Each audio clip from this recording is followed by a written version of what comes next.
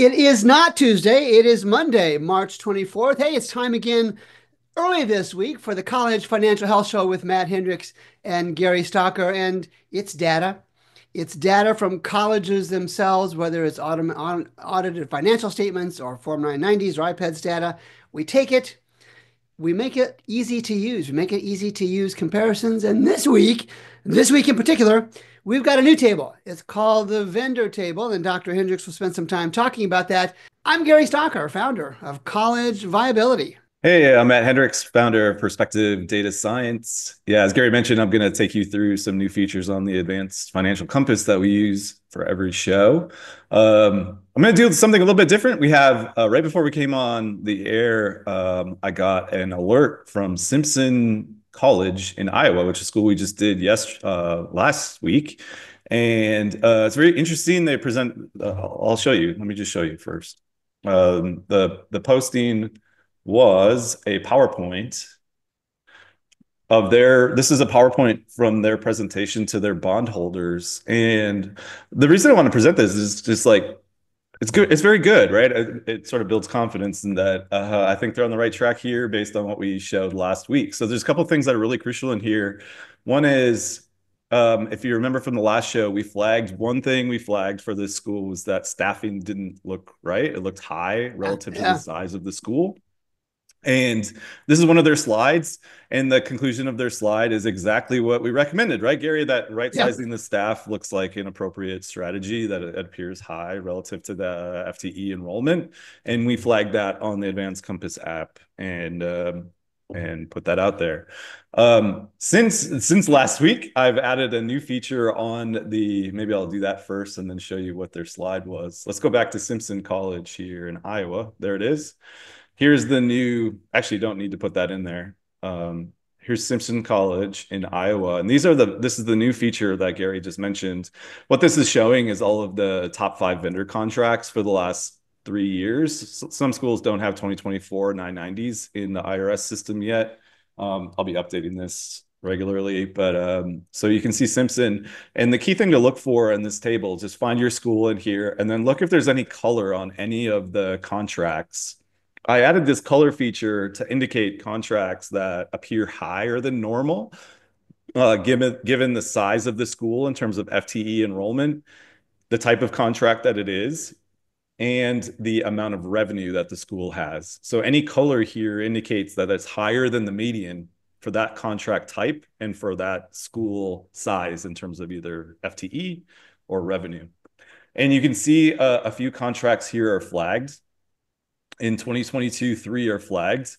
And 3 of these contracts, or 2 of the 3 that are flagged, are maintenance contracts. You see facilities management, 2 of them for some reason, totaling over 3.6 million. Both of those are very high.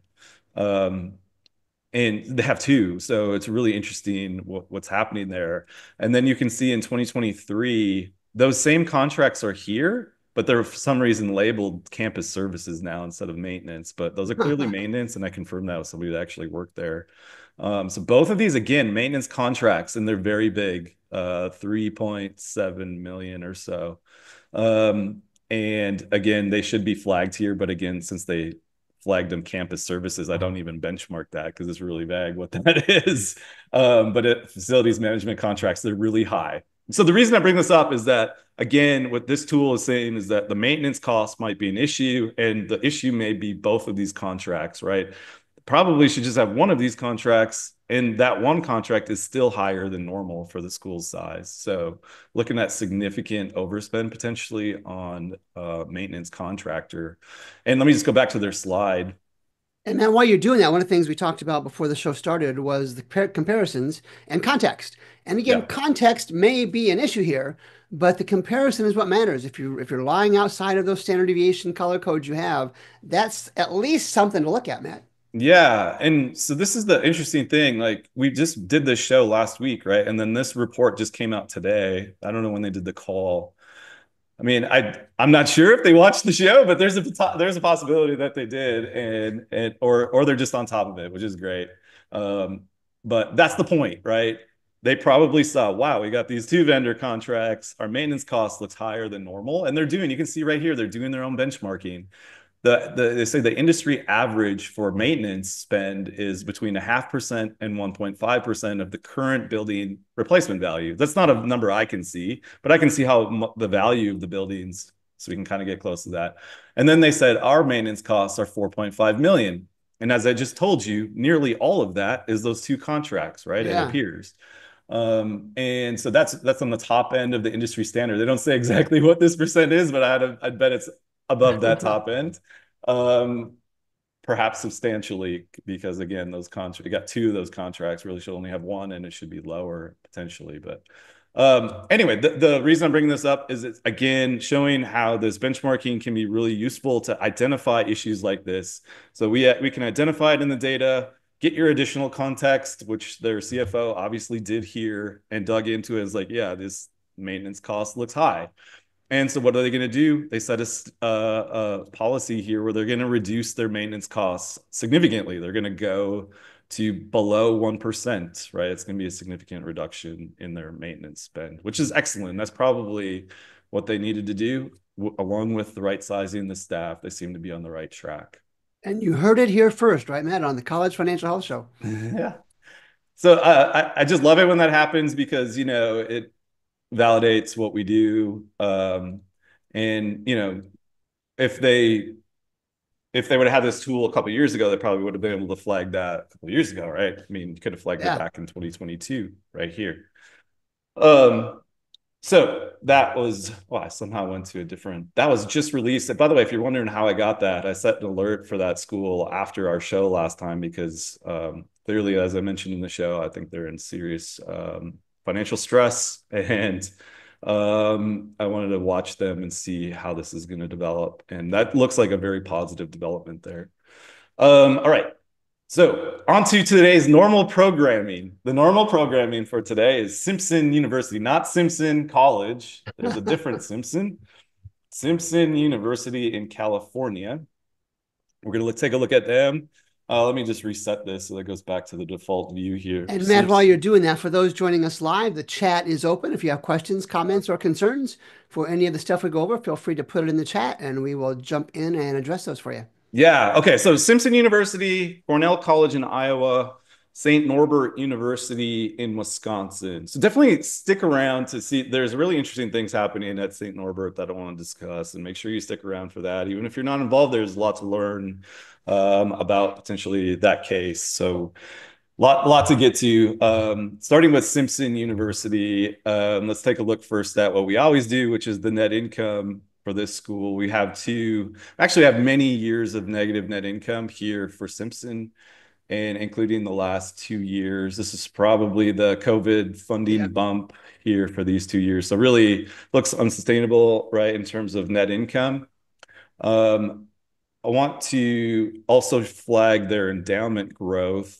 Oh Again, this my. is that by default, these are populating. So you can see their endowment growth since 2016 is only up 13%. Again, that may sound good, but it's terrible. Yeah.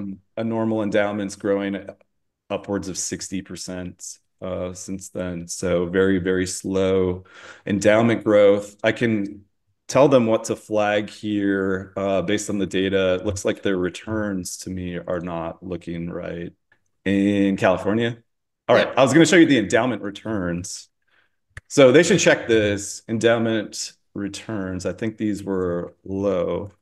But I think also, if let me double check this first. Yeah, their endowment is really, really small, so it's probably not going to be very not going to have a lot of consequence anyway if they were to Yeah, it's fix just it. So 7 it's million. $7 million endowment. It's probably not even worth worrying about the returns there. Yeah. Okay, so let's see. So here's the thing with this school. They have negative net income, but I believe their net cash from operating, if I remember right, is positive. Yeah, so we have positive, and if we were to rescale that net income, net cash margin. Sorry, I'm going really fast just to make sure I get all this content in, but I've been using this for a while now, right, Gary? So Yeah, yeah, you we got got a some skills. positive cash flow from operating activities. So basically what this means is the school's net income is negative, which means it's not generating enough revenue to cover all of its costs. Well, some of the costs in there are not cash expenses, like depreciation, for example.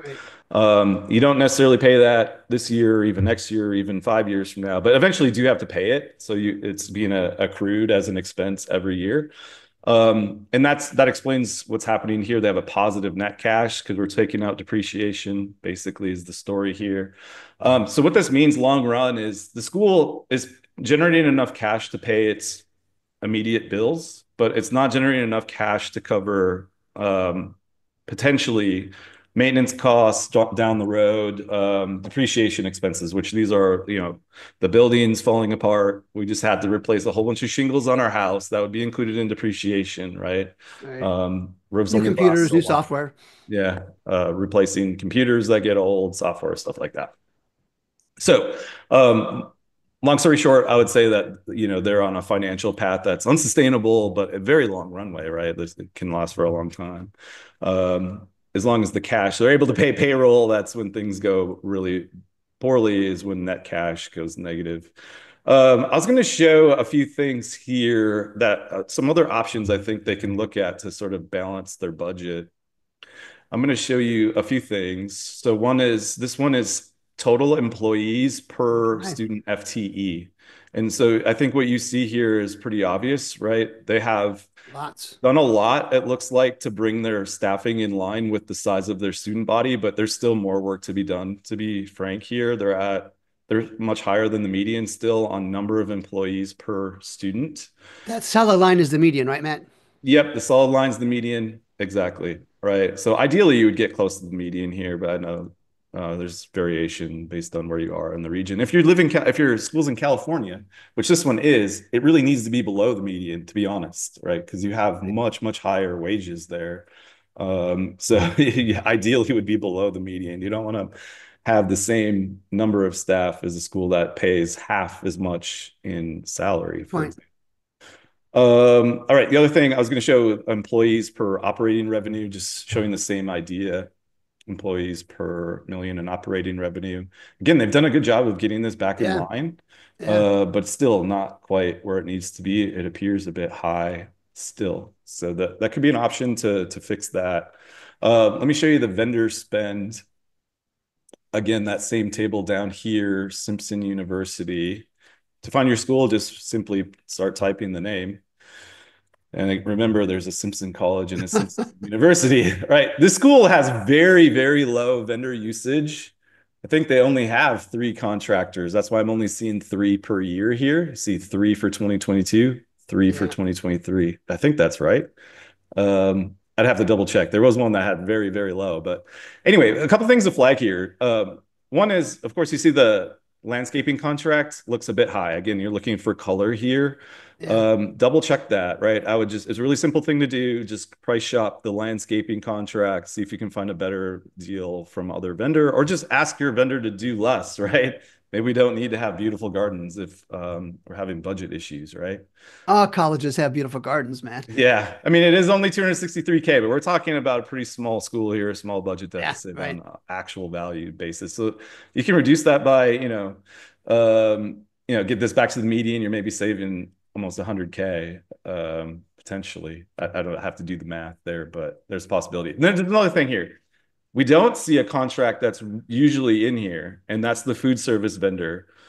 Anytime I don't see a school having a food service vendor, it's very interesting because it means that they're either not providing food service or they're doing an internal kind of food service setup.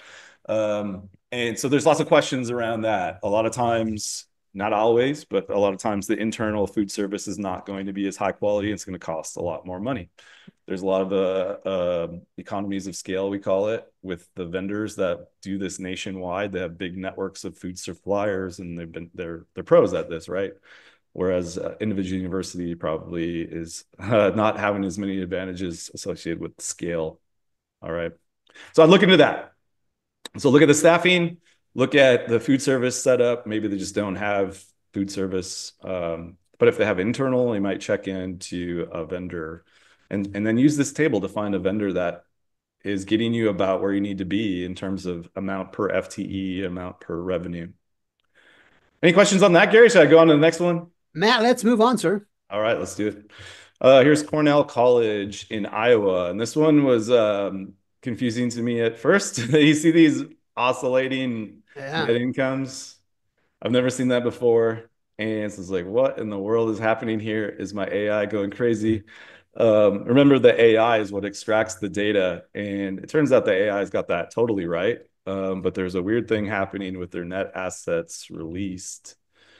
Um, they have massive swings in net assets release. And so what is that? That's usually what it is either endowment, restricted endowment funds or restricted gifts that are being released, which means either the time constraint or the purpose constraint restriction on the donation or the donation has been met, so they can release that money and it's going to build the building or it's going to the scholarship or whatever it was restricted for. Usually this is really smooth, right? Right. But it's not here. You can see these massive swings. That's 37.6 million down to 19 million. We go from 40 million down to 20 million. And Those now are we saw that massive. last week, I think, with St. Ambrose had a lot of swing, and somebody dropped me Yeah, a note online and said, "Hey, they had a gift," which makes perfect sense. Context matters. But again, yeah. this kind of information gives you perspective and comparisons to ask the question why, Matt. Yeah, right. So I mean, it may not be really super important about their financial health, but I'm curious of why that swings Yeah, good around so point. much. There could be a weird restriction on the funds, or I'm not sure. I've never seen that before, to be honest. But so here's the thing with the bottom line, what matters here is what. So I try to smooth this out, and you can kind of do it visually, right? If you smooth this out, you can see that the net incomes are positive. So you got plus 17. uh, that's a percentage. Let me do it in millions, change in net income. Okay, so plus 10.7 million minus 5.6. So just these two Goodness. years, you're plus 5 million, right?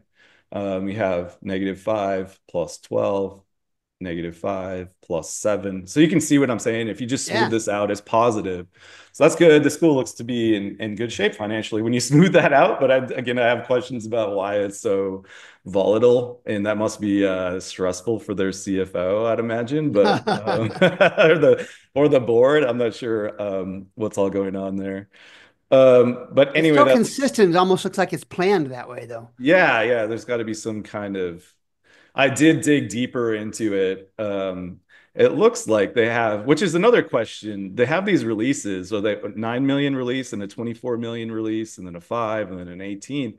And then there's this a lot of it's for capital projects, which is really confusing because that shouldn't be included in operating revenue, I don't think Huh. anyway. So I'm not sure if the accounting is correct on that, but again, those are things you can ask, right? And I'd ask your CFO. Faculty Senate might want to ask and make sure that everybody understands what's happening with these net Sure. incomes and why that's Sure. doing that. I'm not worried about this school though. Like I said, when you smooth this out, it looks good. Operating revenues, I believe, are up quite a bit. Operating unrestricted operating revenues. Yeah, again, smooth this out. Again, I'm not sure this should be an operating revenue, but anyway, that's what they have. Hey, And Matt, check out the endowment draw for me. yeah, let's see the You endowment. see that matches the same kind of irregular. Yeah, this endowment is not growing super fast. How about the draw? It's a bit slow, but let's take a look at appropriations. Yeah, similar. So some of Yeah, that yeah, money's sure coming enough. from the Yep, sure endowment. enough. Looks like, Sure enough. yeah, it's really odd. Yeah. Anyway, it's probably an easy explanation, but something that the board and the faculty and all the staff should really know about because, you look at 1 year's audit, you're going to see 2 years, but there might be massive negative numbers, which scare people, right? So make sure that people understand what's happening with that. Their net Thank you tuition for those. revenue looks flat, enrollment's up. Um, yeah, so the reason their endowment, yeah, is growing a bit slow appears to be related to these big Draws. draws here, Yeah. right? They're much more normal now, right? The last 3 years, so they've fixed that. And both for those, Again, Matt, for those joining us live and those that will watch the recorded version later on, all this data comes from the audited financial statements that these colleges submit. Again, mhm. like we said in the opening, we just make it easy to do the comparisons. Yeah, so a similar story with this school. If they want to cut costs, I mean, it looks like the most obvious place to cut is here again. Yeah, Really look at high that. number of staff per FTE, just like we saw with Simpson in Iowa. this is Cornell College in Iowa, right? I think they actually may be pretty close to each other. So that's a pretty high number of staff per FTE. We can look at it relative to And that was revenue. above the 75th percentile line there. Yeah, it's above 75th percentile. So we can do the same thing for relative to revenue. That looks better. This school does pretty well on Hmm. revenue, but again, you've got this oscillation here, Yeah. really odd. But relative to the size of the student body, it's pretty high number of staff.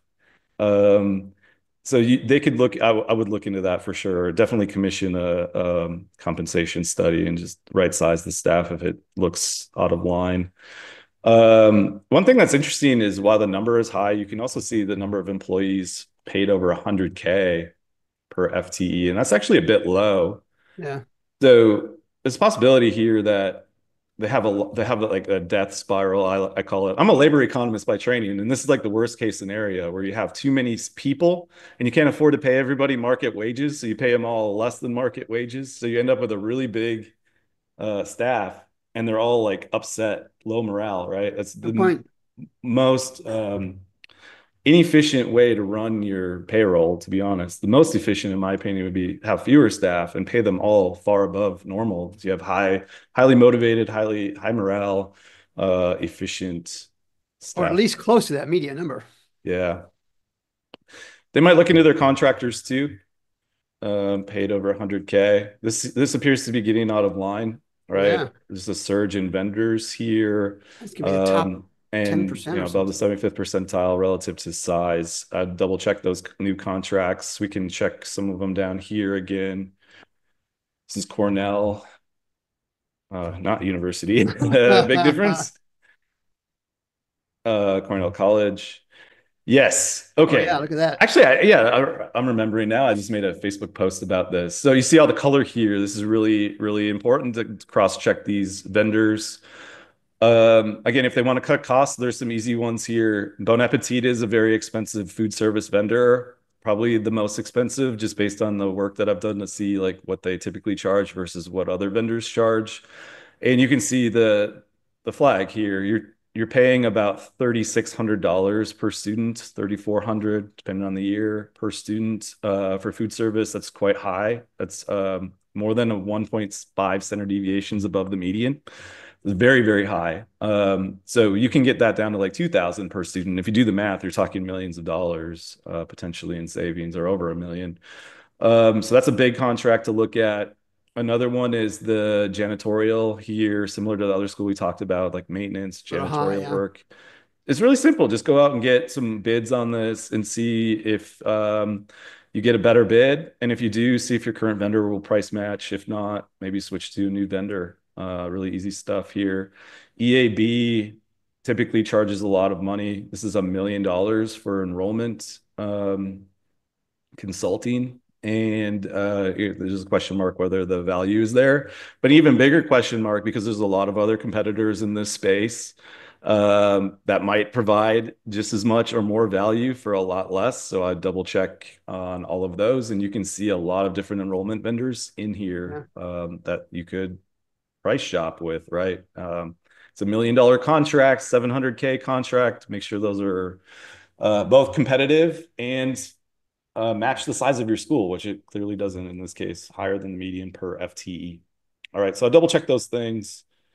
Yeah, I think I'll move on to the next one then. So I hope you guys appreciate the focus on providing, potential things to look into, potential solutions there, opportunities. And I think every school we talked about so far, we've shown them some paths forward. Let's go to St. Norbert. I think they say Saint. I'm just going to type Norbert. All right. Yeah. All right. Let me go back to net income margin here. All right. This is the one I said stick around for because there's a lot of interesting things here. So again, just looking at net income margin, this is pretty poor. One, two, three, one positive year, two positive years out of nine, and then a positive year in 2024. Again, net income is the key metric here. It's the difference between your operating revenue and operating expenses, right? Divided by your operating revenue. So just to rescale it, so everybody's on the same one. But a positive number is absolutely crucial. A positive number means that you're covering all of your expenses with your operating revenue, which is excellent. And you can see that they are in 2024, their fiscal year 2024. They went from a massive loss of 14.6% negative. I mean, that's close to the close set, right? Yeah. So I gotta say, this is excellent, right? Going from a negative 14.6% deficit to a positive, almost normal 1% positive net income is excellent. So how did they do it? Let's show you. And how they did it is actually informative because I see a lot of rhetoric about this that is, I always suspect is not true. It isn't. You can see what they did here on the expense side. They went from 82 million to 72 million in one Interesting. year, right? That's a 10 million drop in spending. And that's 12% cut out of total spending in one year. All right. I'm not saying that that's a good idea, but that is a massive cut, right? And I see a lot of posts about, oh, you can't, it's not possible to cut that much. Or here you go. Here's an example. That's 12% out of the budget in one year. And again, that's very, very aggressive. And I guess you can question whether you want to do it that quickly, but I mean, I think that's great. Why What are the per dilly-dally student on around? that one? Can you show the per student on that one? Per student, yeah. Per FT? Yep, per FTE. They went from 41,000, which is really high spending per student, to Down to nearly 31 of it. normal. Okay, yeah. But this school does have a big endowment, so they can afford to spend more per Right. student, and they should.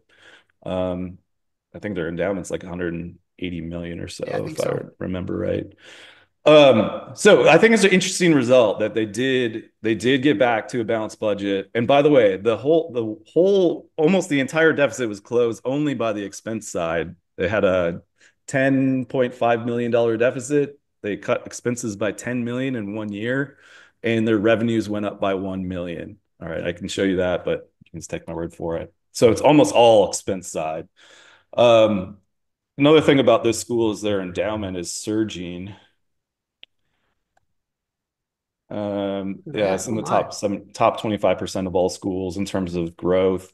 I double checked this. The main reason it's grown so much is this jump right here. This jump was a massive contribution to the endowment. I'm not sure if they got a big donation or what happened here, but it's like $30 million. But since then, they've been pretty much moving with everybody else, right? Yeah. They're up about almost 90%. So that's excellent. Okay. Um, As far as revenue, I think it's pretty stable. You see revenue side, net tuition revenue looks pretty Yeah. stable here. 30, not 40 million, 35 million. But again, their endowments got a lot bigger. So the operating revenue is probably flat, if not up. Unrestricted operating revenue, 72 million from 67 million. Yeah, operating revenues look like they're pretty healthy. You can see what it looks like in terms of percentage change since 2016. It's up 8%. It's a bit below the median, but it's not crazy alarming, I guess. Although we do have a sharp decline here in 23. So it looks pretty stable. They got a balanced budget now, it looks like, in fiscal year 2024. All right. Let me dig into some of the other staffing stuff. Or not staffing, the policy stuff. So net tuition revenue per student can be really useful. All right. And so one of the things I see right here is, their enrollment may be a little stagnant. Um, One possibility is that the price is just a bit high, and you can see that they've begun to reduce it. The average kid at St. Norbert's paying 18,000 just for tuition. That's quite a bit higher than the median of 15,000, which is good. But if you're struggling with enrollment, first thing to look at is price, right? If price is too high, you're probably going to struggle with yield. Um, I don't have that data in front of me right now, but if they are struggling with yield, I would suggest looking at reducing this further potentially. I'll take a look at yield on my app here in a minute, Matt. Yeah, yeah, nice. Let's take a look at that. You see a very strong relationship between net price and yield. So that's the policy side. The vendor side, I can just show you the number of contracts they have. And I think staff, let me show you the staffing side first. I suspect I know what have a good guess of what they did to balance their budget in 2024. Can you guess what they did, Gary? From here, we don't see 2024 here, but this was 2023. I'm Number of guessing it goes employees more per toward the floor student. than the ceiling. Yeah, this is massive, right? Way above the 75th percentile. So they had a huge staff relative to the size of student body here. My guess is, although I can't see this data quite yet, my guess is that they cut this down quite a bit Yeah. to get this closer to normal. So that's excellent. Um, and again, if they had this data, they could have probably done this 5, 6 years ago, right? And had a balanced budget. But Point. it goes on and on and on if nobody asks questions, right? Um, they're also really high on these higher end employees, over 100K, right? And that's been surging too recently. So I double checked Yeah. the top end, like the VPs, the higher end um, paid employees here. That's could potentially be problematic. And that Getting comes from the up, 990s, right? yep, again from the 990s. Contractors, and this is interesting. It looks like their contract usage is a bit low, contract vendor usage. So ideally you would have like a normal number of vendors, normal number of staff, right? But you can see their mix is massive Show the staff, show the raw tiny value on that one, vendors. Matt. What's that? Show the raw value on that one. Raw value, yeah.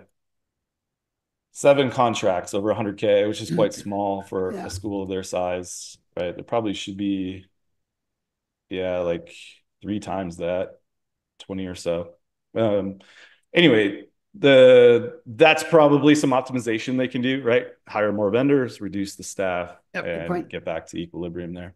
And that's probably what they did, to be honest. And again, it's obvious in the data that would be the right approach.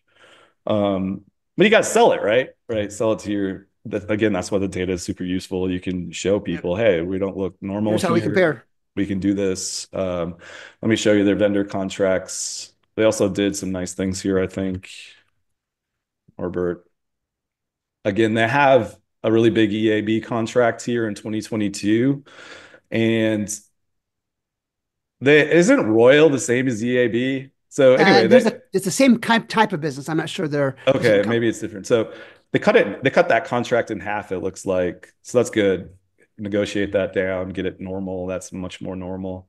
Although I don't benchmark the consulting. Well, consulting is kind of all over the place, so it's hard to say. But another one is that this academic search looks like they got rid of that one entirely.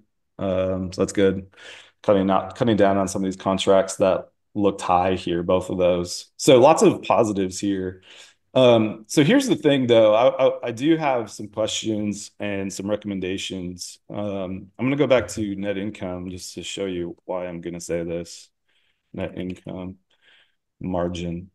Okay, so the budget in fiscal year 2024, positive net income, right? So it's kind of confusing to see that. It's very confusing to see that, and then to match that with what's happening at the school right now. So previous fiscal year, everything looks fine. So they just announced a few months ago a plan to cut an additional $7 million on top of the 10 that we already talked about, right, Gary? Yeah. That would be 17. You're talking massive cuts in 2 years, 3 years. And their plan is to cut 20 academic programs and terminate 27 faculty over the next, well, 21 this year and 6 more the next year. And Which all makes of sense this, based on the number of employees they have. what's that? Which makes sense based on the number of employees they have, just like you just showed. Yeah. But again, this is balanced now. So I have lots of Uh, questions about you don't usually see super aggressive cuts like this when you have a positive net income, right? Good point. And Yeah. the way that they're justifying it is that they say that their fiscal year 26 budget is showing a loss. But I will say a couple of things about that. One is budgets for the current year tend to be inaccurate, let alone for the next year, right? So cutting based on what you're projecting 2 years out seems a bit premature in a lot of cases, Yeah. I've said many times especially not going budgets. to super aggressive cuts like this. In part of what's happening here is they've got a no confidence vote from the faculty because of these cuts, it appears. But let me just say this. If you're one of the faculty members or staff members there going through this, I would say look ask a lot of questions about that budget that they're using to justify the cuts. Um, there is a history here where budgets tend to not match reality, right? Especially budgets projected way out in the future. Um, all right, I'll leave it there, Gary. I'll pass it back to you. Okay, so I just want to bring up, I'm going to share my screen. I'm going to bring up just a couple of quick items on the College Viability app. And we talked about, well, we got to do graduation rates, Matt, because if I don't do graduation rates, I might melt. So for our colleges, we're going to do the graduation rates. And again, we see for both Cornell and St. Norbert really strong four-year graduation rates. Less so for Simpson, they're below 50%. And while none of these are really in the dire financial straits we've seen at others, Simpson University would be the closest. I'm always it's cool to see colleges graduating students, but it concerns me that they have financial issues while being strong colleges. Matt, you and I've seen this regularly. It concerns me. You mentioned admissions yields. Take a look at that real quickly. That's the only other thing I want to look at. This is the 2025 College Viability app. It's the full version for executives to use to review dozens of comparisons for more than 2,700 private colleges and public 2 and 4 year colleges. Admissions yield, was that Norbert we were going to look at? Or Yep. Cornell? Because Cornell's is down quite a bit, down Oh, about the 8 yield, points. St. Norbert. Yeah. St. Norbert's is down a little bit in yield. Again, in general, admissions yield across the industry is down. It's just too Mhm. easy. I think the old analogy is Yeah. it's just as easy to order another ingredient on your pizza as it is to submit another application to a college. So more applications, fewer admissions gives a general decrease in yield overall. We see that here. You want to look for the big decreases. So if I had any concerns for these three, it would be at Simpson University down 17 points. Um, and this in my mind, this is the market saying, "Hey, you've accepted us, but we're not going there for whatever reason." And the list of reasons could be countless. That concerns me. These two less so, but they are down a little bit. But we see that commonly. But I do want to jump ahead, watching the clock a little bit today. I want to look at the majors completion app because this is a tool that's new in 2025. And it's our capacity to help colleges, like you did for the last 30 minutes or so with these colleges, on the academic side, to look at the programs where their market share is high or not so high, and to make concrete decisions and not to cut things just based on their own internal data, but on data associated with other colleges. So I'm going to quickly show two comparisons. So I've got our three colleges here. This is a reflection of internal market share. So Cornell College is up first. You can see the majors that they offer. And this app covers, again, all publics and privates, some 60 plus common majors across associate, bachelor's, and master's degree levels. You can see those there. And what I look for here is a couple of things. I look for low numbers. When I look at, I look across maybe less than five. So all of these, you have to wonder why Cornell College is in the business with these majors because they're so small. And I'll show you comparisons across regions here in a second. Same thing for Simpson. Got some really low enrollment majors. What are they doing in religious studies if they have no significant market share internally? It's essentially 0% of the entire market share. And I also look on the high end to see if there's really high numbers. And psychology, where am I at here? Psychology at Simpson University. This one concerns me because if you see from 2020, they had 58 and it's down 40 a little bit over the last four reported years. But look at how high those market share numbers are. If they lose a faculty member, if they lose a couple of faculty members, what happens with such a heavy reliance on a single major like we see at Simpson University? And then St. Norbert, again, not as much risk down here, no real high percentage, again, internal market share. So biology in 2020 was 17% of the market share of all the majors they offered, of all the 60 that we track here. And it was 20% in 2023. Not that big of a change, right? That's internal market share. Let's look at let's look at the more common definition for external market share. And I'm just going to do Iowa because that's where Cornell College is. And they're not even on my first one, but I've selected accounting. And here's a graphic representation of bachelor's degree market share in 2023 in Iowa, private, not-for-profit, 4-year and above colleges. We can see Buena Vista and Central have good numbers. You can see that reflected here. We have to ask what is Clark University doing in the accounting business? We can look at other majors. I just want to grab a couple. Biology is always a common one because there's a lot of colleges that have biology. Oh, interesting. Not so many in Iowa.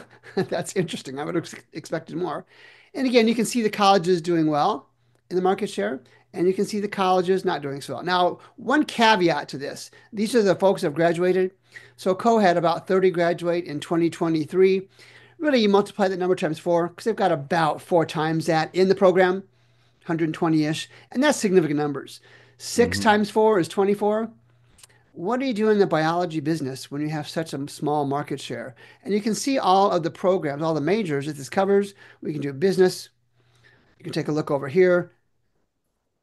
Interesting. We also got a pretty picture for you so you can see a more graphic representation of the same thing. We can even track this by trends with a market share comparison. And I've got psychology for five colleges. You can select the major, the sector, and the individual colleges. And you can just quit a quick glance and see Buena Vista went from 44 to 25 in the four reported years.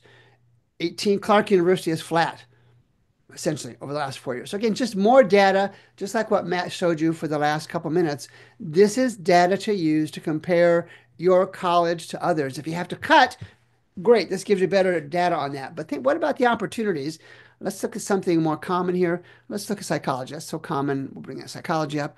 What if there's an opportunity in psychology to partner? What if, I'm just making this up, Coe and Clark partnered together to be a dominant psychology offering in Iowa, private college offering in Iowa? That's what you want to look at as well. We can even change this. You can add private to see what impact that would be as well. So Matt, when I do these kind of data shares, this is what I'm looking at, just like you do. Hmm. And don't throw anything at me. I know you're in Tulsa and I'm in St. Louis. Don't throw anything at me. But it's the comparisons. It's the comparisons that matter. And Matt, how many times have you and I talked about colleges who only use their internal data?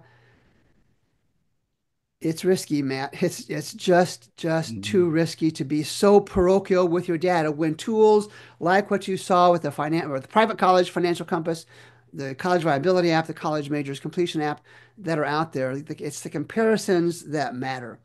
And Matt, Hmm. before we wrap this up, we just offer each week those colleges we think are sustainable. So, of the three that we looked at today, do you want to characterize any of them as sustainable?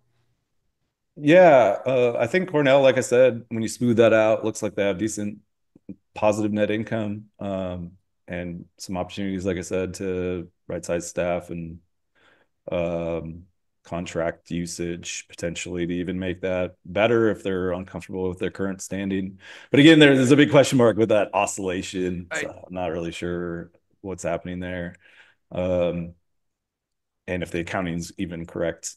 Simpson in California, like I said, that they're on an unsustainable path right now. Eventually, they'll have to borrow money to repair their buildings, and Right. that can't go on forever, right? So again, there's some opportunities I think that are fairly simple to turn that to sustainable. Say Norbert also looks sustainable. Like I said, 2024 looks good. They're making apparently very pessimistic projections about next year, not this year, next year. Um, and so there's questions about that. And I think, the stakeholders need to ask all of the assumptions, see all of the projections, how they're all being made. There's a lot of assumptions that are going to go into that, right? Like, how good is the stock market going to do the next year, 2 years? That's really hard to predict, right? Right. Impossible to predict. So again, there's a lot of reason to suspect that a budget projection 2 years out is going to be wildly inaccurate. So there's a lot of questions to be asked there, especially when you have a big endowment like Norbert does, right? A decent amount of their operating revenue is going to come from the endowment, and you have no idea what that value is going to be in 2 years, right? So Yeah. Yeah. lots of questions there. I would ask very difficult questions and demand answers there. And as we wrap this show up, over the last couple of weeks, Matt has added two really highly functional tables to the private college financial compass that really we've seen a lot of feedback on the screenshots we've shared on social media. And it just goes to reinforce the value of data. Of course, we don't offer this for free. There's a fee attached to all those things. But the value, and Matt's talked about this on previous shows, the value these apps provide, the cost is couch money compared to what it would cost to bring in $1 million consultants or hundreds of thousands of dollars of consultants effectively to do the same thing. But we've got one, we share this app for anybody that wants to use it. and it's there. If you want some demos, I'll include some private demos. I'll include my email address for some links. We'll set up a private demo to show you any of the apps we showed you today. Also, we can look at the Strategic Compass, which is a much more in-depth tool that Matt has developed to help colleges even more than what's out there right now. So, Matt, always a pleasure. Thanks for those of you joining us live on a Monday. We'll be back next Tuesday on our normal time slot, 10:30 a.m. Central. For Matt Hendricks, I'm Gary Stocker. Thanks again for making time to watch. We'll be back next week.